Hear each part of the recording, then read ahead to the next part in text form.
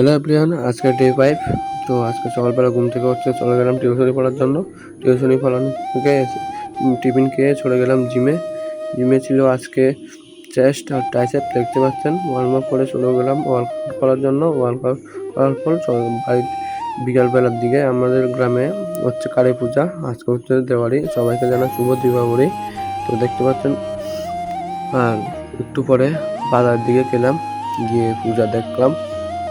এখন আমাদের এখানে কি সুন্দর করে সাজানো হয়েছে দেখতে পাচ্ছেন।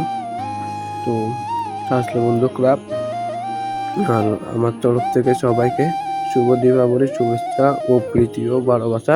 তো দেখুন, আবার আমরা গ্রামে এসলাম, এসে অনেক কিছু দেখালাম। দেখুন,